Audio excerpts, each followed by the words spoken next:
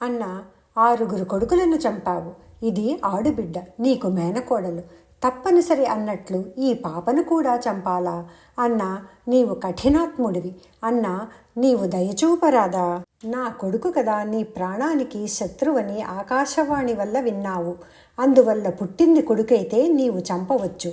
కానీ ఇప్పుడు పుట్టింది ఆడుబిడ్డ. నేను కొడుకులకు నోచుకోలేదు. ఈ కూతురినైనా నాకు దానంగా ఇచ్చి పుణ్యం కట్టుకో అని దేవకీదేవి ఈ విధంగా పలికి పైటను సవరించుకుని ఏదేదో మాట్లాడుతూ భ్రాంతికి లోనై తన కూతురిని త్వరగా ఎత్తుకుని ఎదకు ఒత్తుకుంటూ తన చెక్కిలిని ఆ పాప చెక్కిలికి ఆనించి భయంతో కంపిస్తూ తటాలున తన పైట చెరగుతో ఆ బిడ్డను కప్పివేసింది. బావురమని ఏడ్చింది. అప్పుడు కంసుడు అతిశయించిన కోపంతో ఔచిత్యాన్ని వదిలి తోబుట్టువని కూడా చూడకుండా దేవకీదేవిని తిట్టి కెవ్వుమని ఏడుస్తున్న ఆ పసిపాప కాళ్ళు 2 ఎగసి పట్టుకుని లాగి నేల మీద ఎత్తి కొట్టాడు. కానీ ఆ పాప నేల మీద పడలేదు. అవలీలగా పైకెగిరింది. దేవలోక పుష్పమాలల పరిమళాలతో, కిరీటంతో, మణిహారాలతో, దివ్యాంబరాలతో అలంకృత అయి మనోహరంగా అగుపించింది. గద, శంఖ, చక్ర, పద్మ, బాణ, ధనుస్సు, ఖడ్గ, శూలాల్ని ధరించి 8 చేతులతో ప్రకాశిస్తూ సిద్ధ, చారణ, కిన్నర, గరుడ, గంధర్వాది దేవగణాలు, విమాన సంచారులు కానుకలు సమర్పించి స్తోత్రాలు చేస్తుండగా అప్సరసల ఆటపాటలను మెచ్చుకుంటూ ఆకాశంలో అగుపించి కంసునితో కసిగా ఇలా పలికింది. ఓ దుర్మార్గుడా, పెద్ద తెగింపుతో వెంటనే దేవకీదేవి బిడ్డల్ని, పసిపిల్లల్ని చంపావు. ఇకనైనా శాంతించకుండా నన్ను బండ మీద కొట్టి చంపాలనుకున్నావు. ఛీఛీ, ఇది కూడా శూరత్వమా? నిన్ను చంపటానికి నాతో పాటు పుట్టిన వీరుడు ఒకచోట కీర్తింపబడుతూ పెరుగుతున్నాడు అని పలుకుతూ ఆ యోగమాయాదేవి మహనీయ గుణాలు కలిగి భక్తులకు శుభాలను కలిగిస్తూ సకల జనులు పూజిస్తూ ఉండగా వివిధ ప్రదేశాల్లో వివిధ నామాలతో దర్శనమిస్తూ ఉంది. ఆ యోగమాయ పలికిన ముచ్చటైన మాటలు ములుకులు వలె తన చెవిని సోకగా కంసుడు అదిరిపడి బెదరిన మనసుతో మిక్కిలి భయపడి బాధపడ్డాడు. పిదప దుఃఖిస్తున్న దేవకీ వసుదేవులను రప్పించి ఆదరంగా గౌరవంగా వారి దగ్గరకు వెళ్ళి ఈ విధంగా అన్నాడు. సాధుజనులైన దేవకీ వసుదేవులారా, నేను పాపాత్ముణ్ణి, పసిపాపల చంపినవాణ్ణి, బంధువుల మీద ప్రేమ లేనివాణ్ణి, చెడుబుద్ధి కలవాణ్ణి, కోప స్వభావం ఉండేవాణ్ణి, బ్రతికు కూడా చచ్చిన వాడితో సమానమైన వాణ్ణి, బ్రహ్మ హత్య చేసిన వాని వలె మీ బిడ్డలను చంపాను. ఆకాశవాణి మాటలు నమ్మాను. నా పాపాలు ఏకరవు పెట్టక నన్ను దయతో చూడండి, శాంతించండి. జీవులంతా తాము చేసిన కర్మలను అనుసరించి ఒక్కొక్కరు ఒక్కొక్క విధమైన శరీరంతో జన్మించి ఒక్కొక్క మార్గంలో రాకపోకలు సాగిస్తూ ఉంటారు. కష్టాలు అనుభవిస్తూ ఉంటారు. ఏ జన్మ స్నేహ సంబంధాలను ఆ జన్మతో వదులుకోరు. అలాంటప్పుడు నేను మీ బిడ్డల్ని చంపడం ఏమిటి? వాళ్ళు నా చేత చావడం ఏమిటి? మీరు నన్ను నిందించడం దేనికి? అజ్ఞాని తాను శత్రువులను నశింపచేశానని లేదా శత్రువుల చేత నాశనమయ్యానని అనుకుంటాడు. కానీ ఆత్మకు మిత్రుత్వ శత్రుత్వాలు లేవు. మిత్రుత్వ శత్రుత్వాలు సంబంధం కర్మబంధంతో ముడివడి ఉంటుంది సుమా అని చెప్పి కంసుడు కన్నీరు కార్చి దుఃఖించి భయపడుతూ దేవకీ వసుదేవుల పాదాలకు నమస్కరించి సంకెళ్ళు విప్పించి ప్రీతిగా కలుపుకోలు మాటలు మాట్లాడేసరికి పశ్చాత్తప్తుడైన ఆ కంసుణ్ణి చూచి దేవకీ వసుదేవులు తమ కోపాన్ని విడనాడారు. తరువాత వసుదేవుడు తన బావ కంసునితో ఇలా అన్నాడు. బావా కంస, నీవు చెప్పిన మాట నిజం. అజ్ఞానానికి భ్రమకు లోనే ప్రాణులందరిలో అంతర్లీనంగా ఉండే పరమాత్మను దర్శించలేక నీవు నేను అనే భేదభావంతో లోభ, మోహ, మద, భయ, శత్రుత్వ భావాలకు, సంతోష దుఃఖావేశాలకు లోనే ఒకరినొకరు చంపుకుంటున్నారు. ఇది జ్ఞాని లక్షణం కాదు. జ్ఞాని సర్వత్ర సమదర్శనుడు అని ఆ విధంగా ప్రశాంత చిత్తులైన దేవకీ వసుదేవుల అనుమతిని పొంది కంసుడు తన అంతఃపురానికి వెళ్ళి ఆ రాత్రి గడిపి మరునాటి ఉదయం తనకు పూర్తిగా విధేయులైన మంత్రుల్ని వెంటనే రప్పించి యోగమాయాదేవి వల్ల తాను విన్న వృత్తాంతమంతా ఏకాంతంలో వారికి చెప్పాడు. అది విన్న మంత్రులు కంసునితో ఇలా అన్నారు. ఓ కంసరాజా, యోగమాయాశక్తి చెప్పింది నిజమైతే ఆలస్యం చేయటం ఎందుకు? వెంటనే మమ్మల్ని పంపండి. పట్టణాల్లో పల్లెల్లో గొల్లపల్లెల్లో పుట్టే పిల్లల్ని పెరిగే పిల్లల్ని పట్టి వధిస్తాము. ప్రభు, భయంకరంగా ప్రకాశించే మీ చేతి ధనస్సులో వెలుగుతున్న బాణాల దెబ్బలు తిని దేవతాధిపతులు ఏమైపోయారో, ఎక్కడ తలదాచుకున్నారో, కైలాసంలో శివుణ్ణి శరణుజొచ్చారో, సత్యలోకంలో బ్రహ్మను ఆశ్రయించారో, వైకుంఠంలో విష్ణుమూర్తిని సేవిస్తున్నారో, అదీ కాకపోతే మునివృత్తిని స్వీకరించి అడవుల నడుమ ఉన్నారో, మనం వెంటనే వాళ్ళందర్నీ వెతకడం మంచిది. శత్రువులు దెబ్బతిన్నారులే అని విచ్చలవిడిగా తిరగకూడదు. వాళ్ళు అనేక రూపాల్లో మోసగించి దండెత్తి వస్తారు. అందువల్ల శత్రువులు చచ్చేదాకా రాజు వాళ్ల ఉనికిని మరువకూడదు. విజృంభించిన రోగాల్ని, ఇంద్రియాల్ని బలపడనీయకూడదు. అవి పుట్టినప్పుడే వాటిని అణచివేయాలి గాని మెతకదనం వహించకూడదు. ఆ తరువాత వాటిని జయించడం సాధ్యం కాదు. దేవతలందరికీ చక్రాయుధుడైన శ్రీ మహావిష్ణువే ముఖ్యుడు. ఆ విష్ణువు ధర్మమందు చక్కగా నిలిచి ఉంటాడు. ఆవులు, బ్రాహ్మణులు, ఓర్పు, వేదాలు, దయ, సత్యం, యాగాలు, తపస్సు, ఇంద్రియ నిగ్రహం, శ్రద్ధ, శాంతి ఇవి విష్ణు స్వరూపాలు. వీటన్నింటినీ సంహరిస్తే ఆ విష్ణుమూర్తి అంతమవుతాడు. కావున ఓ కంసరాజా, దేవతల్ని హతమార్చమంటావా? మహర్షుల్ని బెదిరింపులతో, అరుపులతో యమధర్మరాజు దగ్గరికి పంపమంటావా? దూడలతో కూడా ఆవుల్ని చంపమంటావా? బ్రాహ్మణుల్ని తరిమివేయమంటావా? వేదాలను ధ్వంసం చేయమంటావా? భూమిని అణచివేయమంటావా? ఆజ్ఞాపించి మమ్మల్ని పంపండి.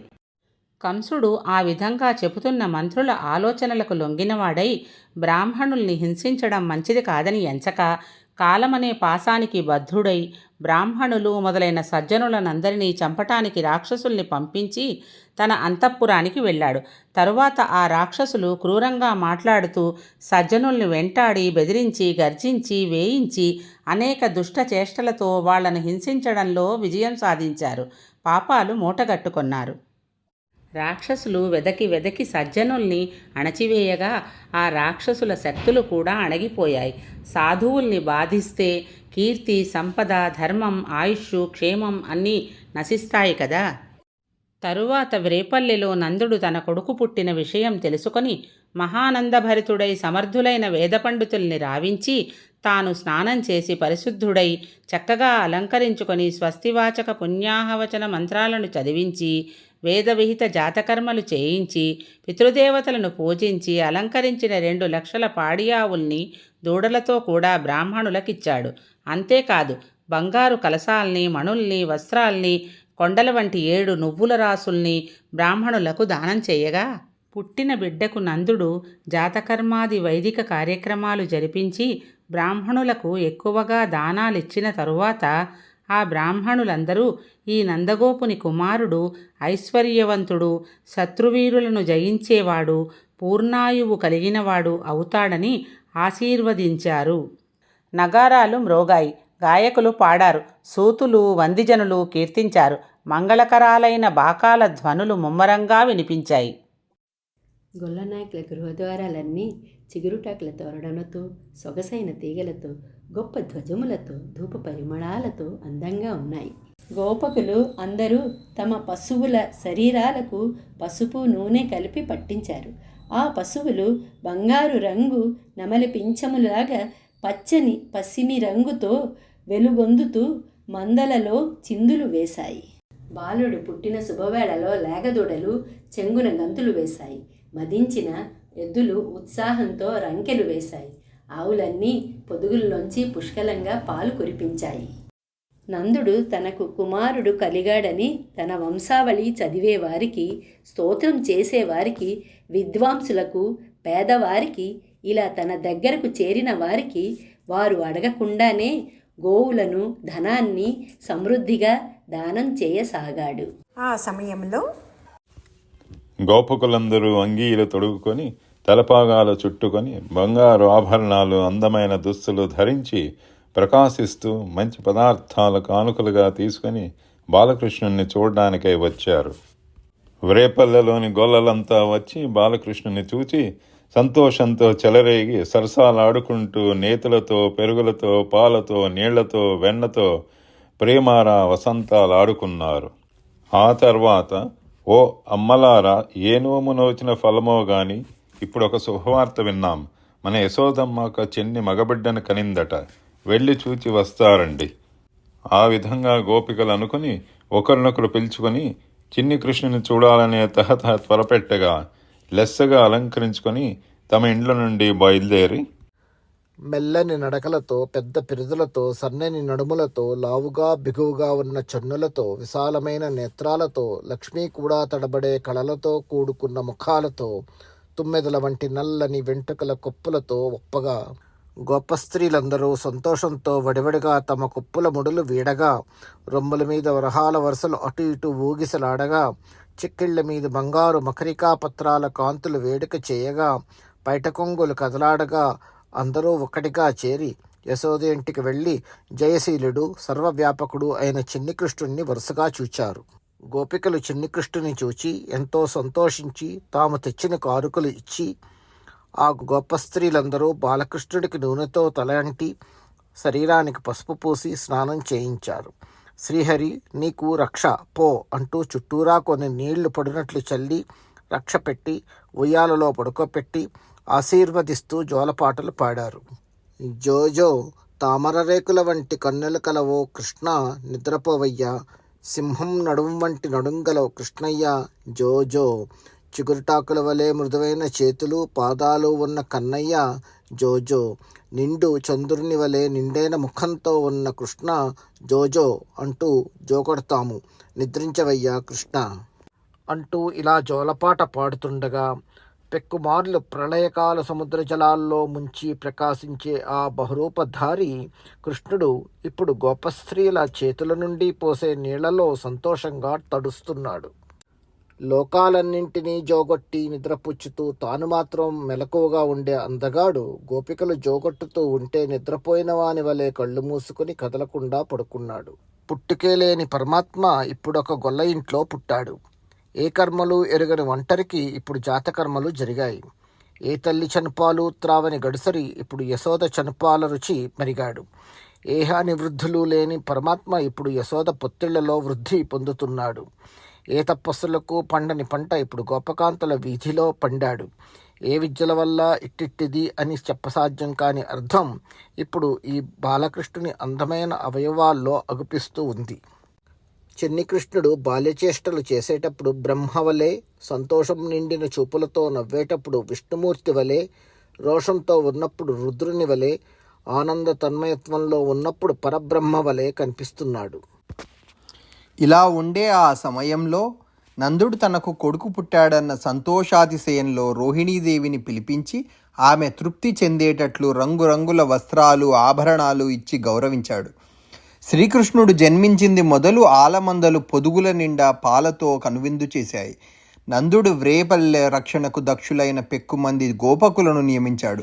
తరువాత మధురకు వెళ్ళి ప్రతి సంవత్సరం కట్టవలసిన కప్పాన్ని కంసునికి అర్పించి అతని దగ్గర సెలవు తీసుకుని వెళ్ళి తగురీతిగా వసుదేవుని దర్శించి, వసుదేవుడు నందుణ్ణి చూడగానే ప్రాణం లేని శరీరానికి ప్రాణం వచ్చినట్లు ఉత్సాహవంతుడై ఆనంద బాష్పాలు కనుకొలుకులు నిండగా చేతులు చాచి కౌగిలించుకున్నాడు. వసుదేవుడు మరొకసారి నందుణ్ణి కౌగిలించుకొని సుఖంగా అతన్ని కూర్చుండబెట్టి తన కుమారుడైన బాలకృష్ణుని మీది ప్రేమ ప్రకటమయ్యేటట్లుగా ఆయనతో ఇలా అన్నాడు. సంతానం లేదని ఇదివరలో ఎంతో చింతిస్తూ ముసలితనం మీద పడిన ఇప్పుడు నీకు సంతతి కలగడం చాలా అదృష్టం. సంతానం లేని వారికి సుఖాలు ఉండవు కదా. ఓ నందుడా, నిన్ను చూచాను కనుక బ్రతికాను. ఇక మీద నాకు కష్టాలుండవు. చేసే పనులలో ఏ విధమైన అరమరికలు లేని ఒక మంచి మిత్రుణ్ణి చూడటం చచ్చి మళ్ళీ పుట్టడమే కదా. జీవితంలో అనేక విధాలైన కష్టాలు పడే మానవులంతా ఈ నేల మీద ఒక చోట ఉండటం వీలు పడుతుందా? నదీ ప్రవాహాల్లో పడి కలిసి వెళ్లే మ్రాకులు వేర్వేరు మార్గాల్లో వెళ్తాయి కానీ విడిపోకుండా ఉంటాయా? నందరాజా, గోవులు పెద్ద పెద్ద రోగాలకు గురి కాకుండా ఉన్నాయి కదా. పాడి ఆవులు పుష్కలంగా పాలిస్తున్నాయి కదా. గుంటల్లో వాగులు నీళ్లు నిండి ఉన్నాయి కదా. ఆలమందలు ఉండే ప్రదేశాల్లో పులులు చిరుత పులులు తిరుగాడటం లేదు కదా. గొల్ల పల్లెలన్నీ అభివృద్ధి చెందుతున్నాయి కదా. ఆ పల్లెల పక్కనున్న అడవుల్లో పచ్చగడ్డి మెండుగా ఉంది కదా అని వసుదేవుడు అనేక కుశల ప్రశ్నలు అడిగాడు. తన కొడుకులను స్నేహితులను తనకు ముఖ్యులైన వారిని తృప్తిపరచకుండా వారి బాగోగులు చూడకుండా వారు అంతకంతకు క్షీణించి నశిస్తుంటే తాను బాగా బ్రతుకుతూ గృహస్థాశ్రమంలో ఉండేవాడికి ఏ విధమైన సంతోషమైనా ఉంటుందా? నందా, నీవు నీ భార్య ప్రేమతో చూస్తుండగా నిన్ను తండ్రిగా చూస్తూ రేపల్లలో నా కొడుకు ఆనందంగా ఉన్నాడు కదా అని వసుదేవుడు పలుకగా దానికి నందుడు ఇట్లన్నాడు: ఇదివరలో నీకు దేవకీదేవికి పుట్టిన కొడుకులందరినీ వెంటనే కంసుడు వధించాడు. చివరకు మీ కుమార్తెను కూడా చంపబోగా ఆ బాలిక అతని చేతి నుండి తప్పించుకొని ఆకాశానికి ఎగిరిపోయింది. విధివసాన ఆపద ఏర్పడినప్పుడు వివేకవంతుడు దుఃఖించవచ్చునా?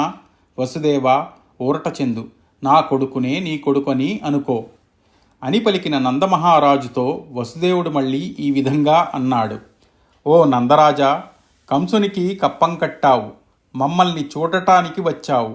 మేము కూడా మిమ్మల్ని చూచాం. చాలా సంతోషం. వ్రేపల్లెలో ఉపద్రవాలు కలిగే సూచనలు కనిపిస్తున్నాయి. వాటిని ముందు జాగ్రత్తతో ఎదుర్కోవాలి. నీవిక వెళ్ళు.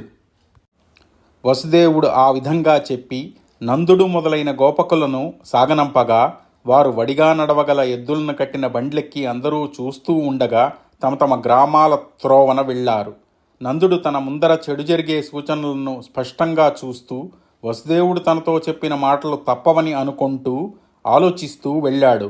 తరువాత పసిబిడ్డల్ని చంపే పూతన అనే రాక్షసి కంసుని ఆదేశానుసారం పల్లెల్లో, గొల్ల పల్లెల్లో, పట్టణాల్లో పసిబిడ్డల్ని చంపుతూ ఎవరి పేరు చెబితే సర్వభయాలు తొలగిపోతాయో అలాంటి రాక్షసాంతకుడు జన్మించి ఉన్న వ్రేపల్లెకు ఒకరోజు ఆకాశ మార్గంలో వచ్చింది. మాయతో తాను కోరుకున్న రూపాన్ని ధరించింది. ఎవ్వరికీ అగుపించకుండా ఇల్లిల్లు తిరిగింది. నందుని ఇంట్లో ఒక పసిబిడ్డ చేసే శబ్దం వినింది. చాలా సంతోషించింది. అందమైన స్త్రీవేషం ధరించి చలించే కన్నులతో, మిక్కిలి ఎత్తై మొనదేలిన గుండ్రని చన్నులతో, మచ్చలేని నిండైన చంద్రుని వంటి ముఖంతో, ఉన్నదా లేదా అని బుద్ధికి అందని సన్నని నడుముతో, పెద్ద పిరుదులతో, చిగురుటాకు వంటి లేత ఎరుపు రంగు గల కాలు చేతులతో, పెద్ద కొప్పుతో, అందరికీ మోహాన్ని కలిగించే రూపంతో, చెవులకు అలంకరించుకొన్న బంగారు కుండలాల కాంతులు చెక్కిళ్ల మీద చిందులాడుతుండగా, జడలో దండిగా అలంకరించుకొన్న మల్లెపూల సువాసనలకు గండు తుమ్మెదలు పైనుండి ముసురుతుండగా, కంకణాల కాంతులు హారాల వెలుగులు అందంగా అగుపిస్తుండగా, వల్లెవాటుగా మీద వేసుకొన్న పైట కొద్దిగా ప్రక్కలకు జారుతూ ఉండగా, చంద్రుని వంటి అందమైన ముఖంతో ఆ పూతన బాలకృష్ణుడుండే నందుని ఇంటికి వెళ్ళింది. ఆ సమయంలో పూతన లోపలికి వెళుతూ ఉంటే గోపికలందరూ మాకు గొప్ప బ్రతుకు ప్రసాదించడానికే లక్ష్మీదేవి ఈ అందమైన వేషం ధరించి వచ్చిందేమో అనే భ్రాంతితో ఏమీ మాట్లాడటానికి నాలుకల రాక తదేక దృష్టితో ఆమెను చూస్తూ నిలబడ్డారు. అందమైన రూపంతో ఆ పూతన లోనికి వెళ్ళి బూడిదలో నిప్పు కణిక వలె వెలుగుతున్నవాడు, దుష్ట శిక్షణ మొదలు పెట్టుటకు సిద్ధంగా ఉన్నవాడు, పరమాత్ముడు అయిన బాలునిగా ఉండేవాణ్ణి మంచం మధ్యలో పరుండి ఉండగా చూచింది. చూచి దగ్గరికి వచ్చే సమయంలో లోకాలన్నింటికీ ప్రభువు, చరాచరాలను పాలించేవాడు, గోపాలబాలుడు అయిన శ్రీకృష్ణుడు పసిపిల్లలను చంపేది దుష్టురాలు అయిన పూతన బాలింతరాలి వలె పాలిండ్లలో విషాన్ని నింపుకొని త్వరగా రావడాన్ని తెలుసుకుని తనలో తాను నవ్వుకుంటూ కాలేదో చెయ్యేదో తెలుసుకోలేనంతగా నిద్రపోతున్న వాడి మాదిరిగా గురకలు పెట్టసాగాడు. పాపాత్ముల జాతికి చెందిన ఆ అందమైన పూతన పసిబిడ్డడి పడక దగ్గరకు వెళ్ళి చేతులతో బిడ్డనెత్తుకొని తన చన్నుల మీద ఆనించుకొని ముద్దు పెట్టుకొని తలను వాసన చూచి ఈ విధంగా అనింది: నీకు చనుపాలు త్రావించడానికి తగిన వారు ఇక్కడ ఎవ్వరూ లేరు. నీవు చావాలి. నీకు చనుపాలు త్రాగించిన తరువాత నిదానంగా నేను వెళ్ళుతాను అన్నట్లుగా 2 చళ్ళు త్రావించింది. పద్మపత్రాల వంటి కన్నుల కలవాడా, ఓ చిన్ని కుమారా, నా చనుబాలు ఒక గుక్కెడు తాగవయ్యా, అప్పుడు నీవు ఎలా ఉంటావో తెలుస్తుంది. నేను చేసిన పని కూడా ఫలిస్తుంది అని ఆ బాలకృష్ణుణ్ణి ఉద్దేశించి ముద్దు పెట్టుకునే విధంగా మాట్లాడుతున్న కాంతను చూచి, యశోదారోహిణులు మా బిడ్డను తాకవద్దు, నీ చనుబాలు ఇవ్వవద్దు, మా కొడుకు నీ చనుబాలు త్రాగడు, బిడ్డను వదలి వెళ్ళిపో అని పూతనను దగ్గరికి పిలిచి చెప్పినా ఆ రాక్షసి వాళ్ల మాటలు లెక్క పెట్టకుండా వాళ్ల వైపు సూటిగా చూస్తూ మాయతో పొరలోని క్రూరమైన కత్తిలా మాటల్లో మెత్తదనం, మనసులో క్రూరత్వం ఉట్టిపడుతుండగా చాలా దగ్గరగా వచ్చి తీయగా మాట్లాడుతూ భయపడకుండా తడబడకుండా నిద్రపోతున్న బిడ్డను నిద్రపోతున్న నాగుబాము అని తెలియక త్రాడు అనే భావంతో బుద్ధిహీనుడు తన వైపు లాగుకున్న విధంగా మోసగత్తే దుర్మార్గురాలు అయిన పూతన నేర్పుగా పరుపు మీద చక్కగా ప్రకాశిస్తూ కళ్ళు మూసుకుని నిర్భయంగా నిద్రపోతున్నట్లున్న అందాల బాలకృష్ణుణ్ణి ఎత్తి తన తొడల మధ్య ఉంచుకున్నది. శరీరం నిమురుతూ ప్రేమను ఒలకపోస్తూ ఆకలితో ఉన్న నా ముద్దు బిడ్డ, నా చనుబాలు త్రావు అని తన చన్ను కుడిపే సమయంలో బాలకృష్ణుడు అప్పుడే మేలుకొన్నట్లు నిదానంగా కళ్ళు విప్పి ఓరగంట చూస్తూ ఒడలు విరుచుకుంటూ మూల్గి నిక్కి ఆవులిస్తూ చేతులు చాచి ప్రక్కకి తిరిగి ఆకలితో ఉన్నవాని వలె పూతన బిగిచన్నులను చేతులతో గట్టిగా ఒత్తి పట్టుకొని నోట పెట్టుకొన్నాడు. గుటుకు గుటుకుమని శబ్దం చేస్తూ 2 గురుక్కలు తాగాడు. ఆ రాక్షస స్త్రీ ప్రాణాన్ని, దేహబలాన్ని ఆ పాలతో పాటు పీల్చివేశాడు. పూతన గుండెలు తల్లడిల్లగా వేగంగా గిరగిరా తిరుగుతూ నిలబడలేక తలవాల్చి, నీవు నా దగ్గర పాలు తాగిన తక్కిన బాలుర వంటి వాడివి కాదు, ఇప్పుడు పాలు తాగినంత వరకు చాలు, నా చన్ను విడిచిపెట్టు అని అంటూ అధికమైన దప్పిక, మంటలు శరీరమంతా వ్యాపింపగా ధైర్యాన్ని కోల్పోయి కళ్ళు విచ్చుకొని కాళ్ళు చేతులు చాచుకొని గుండెలదరే గుబ్బనే శబ్దంతో అరుస్తూ నేల మీద కూలింది. దేవతలను నాశం చేసేదైన పూతన వజ్రాయుధంతో భేదింపబడిన పర్వతం వలె తన తొలుతటి రాక్షస శరీరంతో నేల మీద కూలి పెద్ద కేక పెట్టగా ఆ ధ్వనికి భూమి కొండలతో కూడా కదలాడింది. గ్రహాలు నక్షత్రాలు ఆకాశంలో బెదిరిపోయాయి. అన్ని దిక్కులా ఆ కేక ప్రతిధ్వనులు అతిశయిల్లాయి. అన్ని లోకాలు కంపించాయి. అప్పుడు సహింపశక్యం కాని ఆ శబ్దం తమ గుండెల్లో ప్రవేశించి భయపెట్టగా గొల్లవాళ్లందరూ చలించిన వాళ్లై స్పృహ కోల్పోయి మెలికలు తిరిగి భూమి మీద పడ్డారు. ఓ పరీక్షన్ మహారాజా, దుష్టురాలు, రంకుటాలు, రాక్షసి అయిన ఆ పూతన సహజదేహం నలిగిపోయేట్టుగా నేల మీద పడగానే దాని దెబ్బకు 1.5 ఆమడల దూరం దాకా ఉన్న చెట్లన్నీ నుగ్గు అయ్యాయి. తోకలవలే వంకరగా, కర్రలవలే నిడువుగా కానవచ్చు పండ్లు, కొండగుహ వంటి ముక్కు, పెద్ద బండలవలే ఉన్న చన్నులు, చెదిరి చలిస్తున్న ఎర్రని జుట్టు, చీకటి క్రమ్ముకున్న చేదబావుల వంటి కళ్ళు, పెద్ద మట్టి దిబ్బ వంటి పెరుదులు, పొడవైన కట్టల వంటి కాళ్ళు, తొడలు, చేతులు, నీళ్లు ఎండిపోయిన మడుగులాంటి కడుపు, 6 కోసుల పొడవు కలదై దగ్గరకు వెళ్ళి చూస్తే భయాన్ని కలిగించే పూతన శవాన్ని చూచి గోపకులు, గోపికలు అందరూ గుమికూడి భయపడ్డారు. ఇలా పూతన నేలకూలిన ఆ సమయంలో కొత్తగా పూచిన తామర పువ్వు వంటి కన్నులుండే ఆ బాలకృష్ణుడు పసిపిల్లలను చంపేది, మునులను బాధించేది అయిన ఆ పూతన సంగతి తెలుసుకుని తన బాలక్రీడా విలాసంతో పాలు త్రాగటానికని ఆ రాక్షసి రొమ్ము మీద ప్రాకసాగాడు.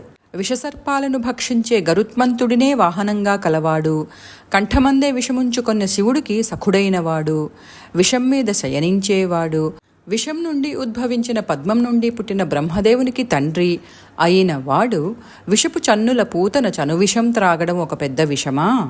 ఈ సంఘటన నుండి తేరుకున్న గోపీగోపకులు రోహిణీ యశోదాదేవులను కలిసి భయపడకుండా దగ్గరికి వచ్చి నేల మీద కూలిన రక్కసి అయిన పూతన పెద్ద రొమ్ము మీద ఏ భయమూ లేకుండా ఆడుకునే ఆ బాలకృష్ణుణ్ణి రా బిడ్డ అని భుజాల మీదకి ఎత్తుకొని దేహమంతా నిమిరి లాలించి దోషపరిహారార్థం పవిత్రమైన ఆవు తోకతో దిగదుడిచి ఆవు కాలి దుమ్మును పంచితాన్ని పైన చల్లి ఆవు పేడను 12 నామాలను స్మరిస్తూ 12 అవయవాల్లో పూశారు. అంతేకాదు గోపికలు బాలకృష్ణునికి తాము పెట్టిన రక్ష చాలునని తృప్తి పొందక ఆచమనం చేసి ఆయా బీజాక్షరాలను తమ శరీరమందలి ఆయా భాగాలలో న్యాసం కావించుకుని తమ దేహాలను తాము ముందుగా సంరక్షణ చేసుకుని, ఓ ముద్దుల బిడ్డ, నీ పాదాలను బ్రహ్మదేవుడు, మోకాళ్లను వాయుదేవుడు, తొడలను అగ్నిదేవుడు, నడుమును అచ్యుతుడు, పొట్టను హయగ్రీవుడు, హృదయాన్ని కేశవుడు, రొమ్మును ఈశానుడు, కంఠాన్ని సూర్యుడు, భుజాలను చతుర్భుజుడు, ముఖాన్ని త్రివిక్రముడు, శిరస్సును ఈశ్వరుడు కాపాడుదురుగాక. అంతేకాదు ముందు భాగాన్ని చక్రాయుధుడు, వెనుక భాగాన్ని గదాయుధుడు, ప్రక్క భాగాలను మధుసూదనుడు మరియు ఖడ్గధారి అజనుడు, మూలలను శంఖచక్ర గదాధరుడైన ఉరుగాయుడు, పై భాగాన్ని ఉపేంద్రుడు, క్రింది భాగాన్ని గరుడు, అన్ని భాగాలను హలధరుడైన మహాపురుషుడు రక్షింతురు కాక.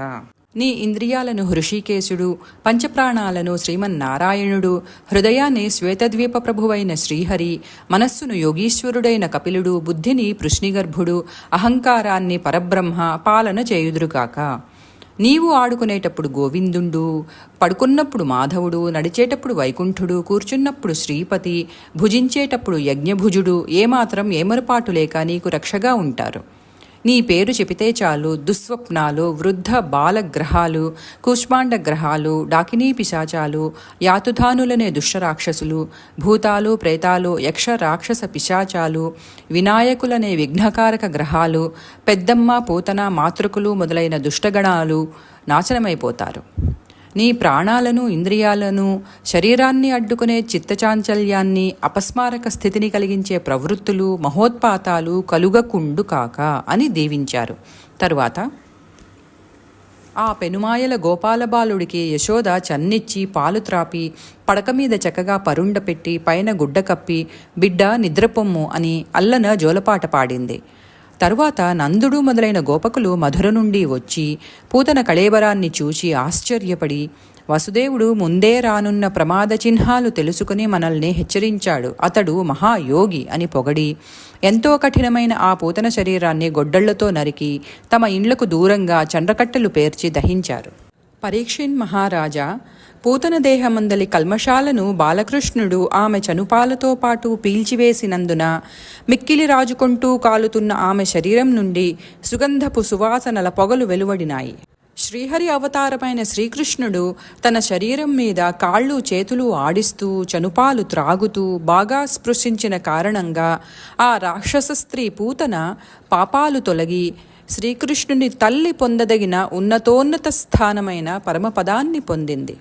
విష్ణువుకు ఒక్కమారు విషమైన చన్నుపాలు ఇచ్చిన రాకాసి బాలహంతకురాలు కూడా స్వర్గానికి వెళ్ళిందట. ఇక విష్ణువును కన్నతల్లికి పాలిచ్చి పెంచిన తల్లికి మోక్షమే కానీ మళ్ళీ జన్మ ఉంటుందా?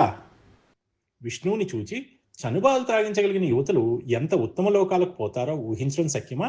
హరికి త్రాగడానికి పాలనిచ్చిన గోమాతలు కూడా ముక్తిలోకం పొలిమేరల్లో తిరుగుతూ ఉంటాయి.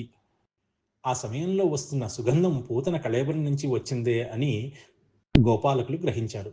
ఇటువంటి దుష్టురాలి శరీరంలో ఇంతటి యోగ్యమైన సుగంధమా అని ఆశ్చర్యపోతూ తమ తమ పల్లెలకు వెళ్ళిపోయారు.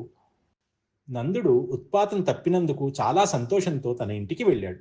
గోపకాంతల వలన పూతన చేసిన చేష్టలన్నీ విన్నాడు. నిశ్చేష్టుడై పాపడిని నిద్రలేపి శిరస్సును మూర్కుని ముద్దు పెట్టుకున్నాడు. బిడ్డడికి ఆపద తప్పిపోయిందని సంతోషించాడు.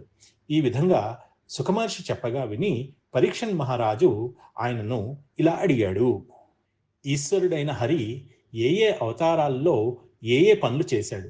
అతని చరిత్రలు ఏవి విన్నా అవి మనల్ని రక్షిస్తాయి. నా మనస్సు మరో వంకకు పోవడం లేదు. శ్రీహరి కథలు వింటుంటే చెవులకు పండగగా ఉంది.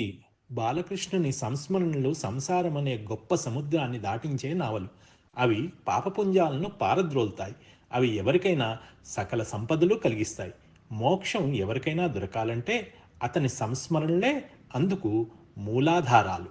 మునీంద్ర, నా యందు నీకు దయ ఉంటే ఆ తరువాత బాలకృష్ణుడు ఏం చేశాడో చెప్పు అని పరీక్షిత్తు అడగగానే సుఖమహర్షి ఇలా అన్నాడు: బాలకృష్ణుడు పక్కకు ఒత్తిగిలి బోర్లా పడడం నేర్చుకున్నాడని యశోద ఒకనాడు వేడుక చేసింది. ఆనాడు బాలకుని జన్మ నక్షత్రం. ముచ్చటతో గోపికలందరినీ పేరంటానికి పిలిచింది. మంగళవాద్యాలు మోగుతూ ఉండగా బ్రాహ్మణుల చేత వేదమంత్రాలతో అభిషేకం మొదలైనవి చేయించింది. ఆ బ్రాహ్మణుల దీవెనలు పొంది వారికి ఆహార ధాన్యాలు, గోవులు, కొత్త బట్టలు అడిగినట్లు సమర్పించింది. తరువాత బాలకృష్ణుని ప్రేమతో పాన్పుపై పడుకోబెట్టి నిద్రపుచ్చింది. వృద్ధులైన గోపికలను చక్కగా పూజిస్తూ ఆ సందడిలో పిల్లవాడి విషయం మర్చిపోయింది. ఆ సమయంలో నిద్రపోయి లేచిన ఆ పసివానికి ఆకలి వేసింది. తల్లి పాలిండ్ల కోసం తడుముకున్నాడు, దొరకలేదు. వానికి కోపం వచ్చి కాళ్ళు కొట్టుకోసాగాడు. ఆ పాదాలు చిగుళ్లలాగా అతి సుకుమారంగా ఉన్నాయి. చక్రరేఖ, చాపరేఖ అనబడే దివ్య రేఖలు ఆ పాదాల్లో ఉన్నాయి. అటువంటి కాలితో బాలకృష్ణుడు పక్కనున్న ఒక బండిని ఒక్క తన్ను తన్నాడు. ఆ చిన్నారి తన్నేసరికి ఆ బండి ఒక్కసారిగా పైకెగిరి నేల మీదకు పడింది. దానితో దాని ఇరుసు, చక్రాలు ముక్కలు ముక్కలుగా అయిపోయాయి. దానిని చూసి గోపకులు ఆశ్చర్యపోయారు. ఆ బండిలో ఉంచిన మధుర పదార్థాలు అన్నీ చెల్లాచెదురైనాయి. ఆ దృశ్యాన్ని చూసిన నందయశోదలు, గోపికలు అంతా నిబరపడి చేస్తున్న పనులను ఆపి దిగ్భ్రాంతికి లోనైనారు. భయంతో వారి మనసులు బరువెక్కాయి. ఈ బండి ఏ కారణం లేకుండా ఊరకే ఎలా ఎగురుతుంది? చిన్ని కుమారుడు తన్నడానికి సమర్థుడు కాదు. మరి ఏ ప్రయత్నం చేత ఈ బండి మీదికి ఎగిరింది? ఇది ఎలా సాధ్యం అని అనుకుంటూ ఉన్న సమయంలో అక్కడే ఉండి ఆడుకుంటున్న బాలురు కొందరు ఇలా అన్నారు. మేము చూశాము, ఈ పిల్లవాడు ఆకలితో ఏడుస్తూ కాలెత్తి తన్నగానే బండి అమాంతంగా గాలిలోకి లేచింది. ఇంతకన్నా మరేమీ జరగలేదు. ఆ పిల్లల మాటలు విని ఈ బాలుడు ఎంతటివాడు, ఈ బండి ఎంతటిది, ఆకాశం మీదికి వికలమయ్యేటట్లుగా కాలితో పసివాడు తన్నడం ఏమిటి? ఆటలాడే చిన్నవాళ్ళు అబద్ధం చెబుతున్నారు. ఇంతటి తెలివిమాలిన మాటలను ఏ లోకంలోనైనా నమ్ముతారా? ఇది ఏ విధంగా కూలిందో అని అక్కడి వారంతా ఆశ్చర్యపోయారు. అప్పుడు ఆ పిల్లవాని ఏడుపు విని యశోద పరిగెత్తుకుంటూ వచ్చింది. ఎత్తుకుంటూ, నా చిట్టి తండ్రి, అలిసిపోయావా? ఆకలేస్తోందా? మంచివాడవు కదూ, ఏడవకమ్మా, పాలు త్రాగు, ఇదిగో పాలు తాగి పక్కపక్క నవ్వాలి అంటూ పిల్లవానికి సన్ను గొడిపింది. ఆ పిమ్మట గోపకులందరూ ఆ బిడ్డడికి బాలగ్రహం ఏదైనా సోకి ఉంటుందేమో అని అనుమానించారు. ఎవరికి తోచిన శాంతులు వారు చేశారు. బ్రాహ్మణులు పెరుగు, దర్భలు, అక్షతలతో హోమాలు చేసి ఋగ్వేద, యజుర్వేద, సామవేద మంత్రాల చేత అభిషేకాలు చేయించి స్వస్తి పుణ్యాహవాచనాలను జరిపించారు. పిమ్మట నందుడు ఆ చిన్నవానికి అభ్యుదయం కలగాలని అలంకరించిన పాడి ఆవులను విద్వాంసులకు దానం చేసి వారలా ఆశీర్వాదాలు పరిగ్రహించి సంతోషించాడు. ఈ విధంగా చెప్పి శుకయోగి ఇలా అన్నాడు. ఓ పరీక్షిన్ మహారాజా, ఒకరోజు యశోదాదేవి కొడుకును తొడమీద కూర్చోపెట్టుకుని ముద్దాడి దేహాన్ని ప్రేమతో అలా నిమురుతూ ఉండగా పెద్ద కొండ శిఖరం వలె బాలకృష్ణుడు బరువెక్కిపోయాడు. బరువెక్కిన కొడుకును మోయలేక యశోదాదేవి బిడ్డను క్రిందికి దించి భయపడి ఇతడు భూమిని ఉద్ధరించటానికి పుట్టిన మహాపురుషుడేమో అని మనస్సులో అనుకొంది. ఆ సమయంలో కఠినాత్ముడైన కంసుడు ఆజ్ఞాపించగా తృణావర్తుడనే రాక్షసుడు భూమి మీదికి వచ్చి అకస్మాత్తుగా సుడిగాలిగా అయి బిసబిసాని శబ్దం చేస్తూ అందరూ ఇలాంటి గాలిని ముందెన్నడూ చూడలేదని ఆశ్చర్యపడుతుండగా క్రమ్ముకొని వీచి బాలకృష్ణుణ్ణి ఎత్తుకొని పోయాడు. ఓ పరీక్షిన్ మహారాజా, ఎవరి వల్లనూ తిరుగుడువడని శ్రీహరి ఇప్పుడు తిరుగుడు పడ్డాడు. సుడిగాలి రూపంలో వచ్చిన రాక్షసుడు విసరిన సుడిగాలి వల్ల రేగిన దుమ్ము కళ్ళ నిండా క్రమ్ముకోగా గోపకులంతా భయపడి గుండ్రంగా తిరుగుతూ పడ్డారు. అంతేకాక ఆ సుడిగాలి రాక్షసుడు తృణావర్తుడు ప్రళయకాల వాయువు వలె చెలరేగి చుట్టుముట్టి వీచిన సుడిగాలిలో పుట్టిన దుమ్ము పైకెగసి సూర్యకిరణాలను కప్పివేసింది.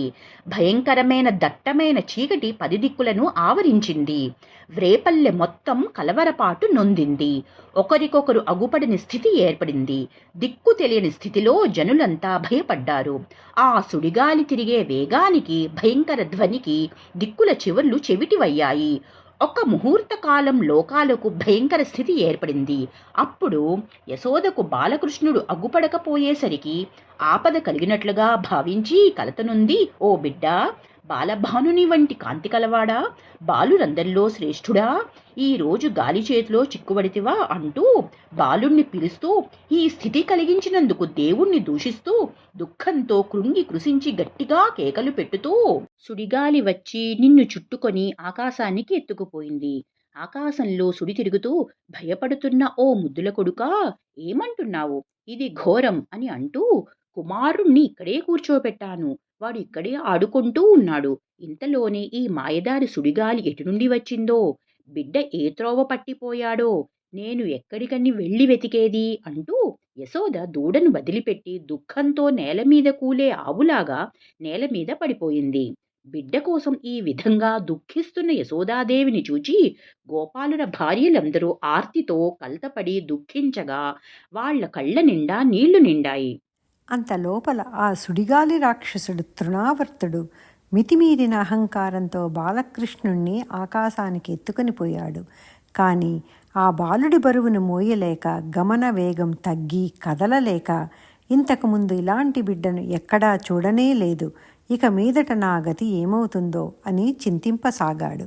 అని ఈ విధంగా సుడిగాలి రాక్షసుడు చింతిస్తున్న సమయంలో పరీక్షిన్ మహారాజా బాలకృష్ణుడు పిల్ల ఏనుగుల తొండాల వంటి తన 2 చేతులతో తృణావర్త రాక్షసుని కుత్తుక నాళాన్ని బిగియపట్టి ఒక కొండవలే బరువై వ్రేలాడాడు. తన మెడను బిగియపట్టి ఒక కొండలా వ్రేలాడుతున్న బాలకృష్ణుని పట్టు నుండి బయటపడలేక ఆ రాక్షసుడు మెడకు ఉచ్చు బిగుసుకున్న పక్షివలే భయపడసాగాడు.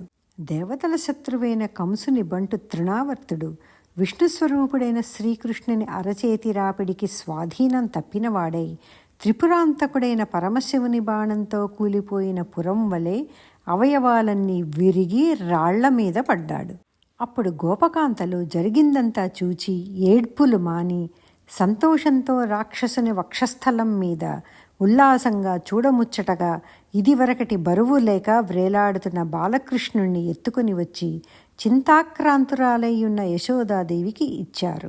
తరువాత అందరు గోపకులు గోపికలు తమలో తాము ఈ విధంగా అనుకున్నారు. సాధుశీలుడు సమబుద్ధి కలిగి ఉంటాడు కనుక రక్షణ లేకపోయినా కష్టాలు కలిగినప్పుడు రక్షింపబడతాడు.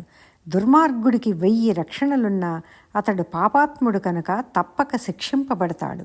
గత జన్మలలో ఏ నోములు నూచామో, ఏ యాగాలు చేశామో, ఏ సత్పురుషులకు ఏమేమి దానాలు ఇచ్చామో, ఏ మంచి విషయాల మీద మనస్సు నిలిపి కాలం గడిపామో, ఏ సత్యాలు పలికామో, ఏ పుణ్యక్షేత్రాలలో సంచరించామో, ఆ పుణ్యఫలంగా ఇప్పుడిక్కడ భయం లేని బాలకృష్ణుణ్ణి దర్శించగలిగాము అని పలికిన గోపకుల మాటలు విన్న నందుడు చాలా ముందుగానే వసుదేవుడు తనతో తెలిపిన విషయాలకు ఆశ్చర్యపడుతూ ఉండినాడు.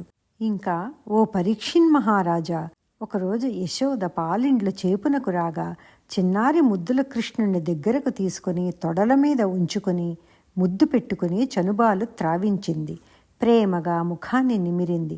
అప్పుడు మెల్లగా నవ్వుతూ బాలుడు ఆవులించాడు. ఆ బాలకృష్ణుని నోరు ఆమెకి ఒక పెద్ద గుహలాగా అగుపించింది. అందులో ఆమె సముద్రాలను, దిక్కులను, భూమిని, అడవులను, ద్వీపాలను, పర్వతాలను, నదులను, వాయువును, సూర్యచంద్రులను, అగ్నిని, ఆకాశాన్ని, గ్రహ నక్షత్రాలను, అఖిల లోకాలను, చరాచరాలైన భూతగణాలను దర్శించి కన్నులు మూసుకుని ఆశ్చర్యచకితురాలైంది. ఆ పిమ్మట ఒక రోజున యాదవ పురోహితుడైన గర్గుడు వసుదేవుడు పంపగా వ్రేపల్లకు వచ్చాడు. ఆయనను చూచి నందుడు లేచి నిల్చుని నమస్కారం చేశాడు. ఆయన మంచి గుణాలు, నడవడిక, సత్పురుష సాంగత్యం కలిగినవాడు. నిత్యము శివుణ్ణి ఆరాధిస్తూ మనసులో కామక్రోధ లోభ మోహ మద మాత్సర్యాలను లేనివాడు. దుర్జనులను దరిచేరనివ్వక వర్తించే ఆ గర్గమహామునిని నందుడు అతి ప్రీతితో సేవించాడు. తగిన సత్కారాలు చేసి ఆయనతో ఇట్లా అన్నాడు: మహాత్ములైన మీ బోటివారు ఊరికే రారు. మా వంటి వారింటికి వచ్చారంటే దానికి ఏదో కారణం ఉంటుంది. అది మాకు మేలు కలుగ చేయటం కోసమే కానీ వేరేమీ కాదు. కనుక మీ రాక మాకు నిజంగా శ్రేయోదాయకమే అవుతుంది. మీరు జ్యోతిష్కులందరిలోనూ శ్రేష్ఠులు. తేజోమూర్తులైన మీ ఖ్యాతి అన్ని దిక్కులలో నిండి ఉన్నది.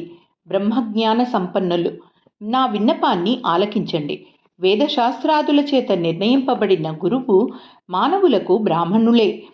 మీరు ఈ కుమారులిద్దరికీ వేదోక్త మంత్రాల చేత నామకరణం మొదలైన సంస్కారాలు చేయవలసిందిగా కోరుతున్నాను అని చెప్పి నందుడు రోహిణీదేవి కుమారుణ్ణి తన కుమారుణ్ణి గర్గమహర్షికి చూపాడు. కంసుని వ్రేటు నుండి తప్పించుకున్న యోగమాయ చెప్పిన మాటలను నందునికి తెలియచేశాడు గర్గుడు. దేవకీదేవి కొడుకు వేరొక చోట ఉన్నాడని కంసునికి తెలుసు కనుక ఈ పసివాని సంస్కారాలు రహస్యంగా చేయడం అన్ని విధాలా మంచిదని గర్గుడు చెప్పగా నందుడు దానికి సమ్మతించాడు. అంతటా గర్గమహర్షి రోహిణీదేవి కుమారునికి నామకరణం ఈ విధంగా చేశాడు. జనులందరికీ ప్రీతిపాత్రంగా మెలిగేవాడు కనుక రాముడని, మహాబలవంతుడైనందున బలరామునిగా ప్రసిద్ధిని కాంచుతాడని తెలిపాడు. యాదవుల నుండి వ్రేపల్లిలోనికి సంకర్షణ చేయబడినవాడు కావున సంకర్షణుడుగా కూడా పిలువబడతాడు. పిమ్మట గర్గమహాముని కృష్ణుని చూచి, ఈ బిడ్డ ఇదివరలో తెలుపు, ఎరుపు, పసుపు వర్ణాల్లో ఉన్నా ఇప్పుడు నల్లని వర్ణం కలవాడు కనుక కృష్ణుడు అని పిలవండి. వసుదేవునికి పుట్టాడు కనుక వాసుదేవుడు అయ్యాడు. ఈ పాపడికి గుణములు, రూపములు, కర్మములు అనేకంగా ఉన్నాయి కనుక నామధేయాలు కూడా అనేకంగా ఉంటాయి. ఈ బాలుని వలన మీ కష్టాలు తీరిపోతాయి. ఈ బాలకుడు దుష్ట శిక్షణ, శిష్టరక్షణ చేస్తాడు. ఇతడు నారాయణ సమానుడని చెప్పి ఆ మునీశ్వరుడు తన గృహానికి వెళ్ళిపోయాడు. ఆ మునీశ్వరుడు తన కుమారుని గురించి మంచి మాటలు చెప్పినందుకు నందుడు చాలా ఆనందించాడు. ఆ విధంగా నామకరణాన్ని పొందిన బలరామకృష్ణులు ఇరువురు బాల్యక్రీడలు ఆరంభించారు. మోకాళ్లకు చేతులను ఆనిస్తూ లేచి నిలబడపోతారు. అంతలోనే తూలిపడుతూ మళ్లీ లేచే ప్రయత్నం చేస్తారు. తమ తల్లుల పైట కొంగులను పట్టి లాగుతూ మారాము చేస్తారు. ఆవుదూడల తోకలు పుచ్చుకుని వాటి వెంటనే వెడుతూ బురద వచ్చినా వదలాలని తెలియక ఆ బురదనంతా వంటికి అంటించుకుంటారు. అంతలోనే ఆకలి గుర్తుకు వచ్చి తల్లుల వద్దకు వచ్చి పాలు తాగుతారు. వచ్చి రాని ముద్దుమాటలు పలుకుతూ ఉంటారు. నృత్యం తెలిసినట్లుగా కాళ్ళు చేతులను అందంగా కదుపుతూ ఉంటారు. ఈ విధంగా గోపకులంలో వారినందరినీ అలరించసాగారు. బలరామకృష్ణులు ఆటలు ప్రారంభించగానే వారిని చూచి రంభాదులు ఆకాశంలో నృత్యం చేశారు. వీరి ఆటలకు శత్రువులైన కంసాదులు తెలియని భయం కలిగి కన్నులు కానక తిరుగసాగారు. తపస్సు చేసుకునే ఋషులందరూ సంతోషంతో ఇక మనకు మేలు కలుగుతుందని రహస్యంగా ముచ్చటలాడుకోసాగారు. చిన్నపిల్లలు బోర్లా పడుకొని తలలు పైకి నిలుపుతారు. అలా రామకృష్ణులు తలలు పైకెత్తి ఆడే సమయంలో ఆదిశేషుడు మొదలైన సర్పరాజులు పడగలెత్తినట్లు ఉన్నారు. ఏనుగులకు ఒంటిపై మట్టి జల్లుకోవడం సరదా. దానిని వప్రక్రీడ అంటారు. అలాగే ఈ బాలురు శరీరానికి బురద అంటించుకోగా ఒళ్ళంతా మట్టి జల్లుకున్న పిల్ల ఏనుగుల్లా కనబడుతున్నారు. ఉత్సాహంతో ముందుకు ఉరుకుతూ ఉంటే సింహం పిల్లలు దూకుతున్న శోభను వహిస్తున్నారు. రోజు రోజుకు ముఖకాంతులు పెరుగుతూ ఉంటే ఉదయిస్తున్న బాలసూర్య చంద్రుల వలె ప్రకాశిస్తున్నారు. తల్లుల చనుబాలు తాగుతూ జోగుతూ ఉంటే ఎంతో సాధన చేసి మోక్షానందమనే అమృతం క్రోలి పరవశిస్తున్న యోగీశ్వరుల వలె ముచ్చట గొలుపుతున్నారు. ఇలా చూచే జనులందరికీ ఒక్కొక్క సమయంలో వారి చేష్టలను బట్టి ఆయా రూపాలుగా రామకృష్ణులు కనబడుతూ చూపరులకు ఆనందం కలిగిస్తున్నారు. తన వైపు చూడని వారిని ఎప్పుడూ తాను చూడకుండా తన చూపులతో ముల్లోకాలను తిరిగేటట్లు చూచే ఆ బాలకృష్ణుడు తనను చూస్తున్న వారిని క్రమంగా గుర్తుపట్టడం ప్రారంభించాడు. ఇక్కడి నుండి కేవలం బాలకృష్ణుని రూపాన్ని, చేష్టలను వర్ణిస్తున్నారు పోతన గారు. ఒకవైపు పరమాత్మతత్వం, ఒకవైపు సామాన్య బాలకుల లక్షణాన్ని చూపుతున్నాడు. విష్ణువు తనని ఎవరైతే భావిస్తారో వాళ్లకు సులభుడు, అలా కాని వారికి ఆయన కానరాడు. బాలకృష్ణుడు లీలామానుష విగ్రహుడు. ఆయన నవ్వితే జ్ఞానం ప్రకాశించి అజ్ఞానం పటాపంచలైపోతుంది.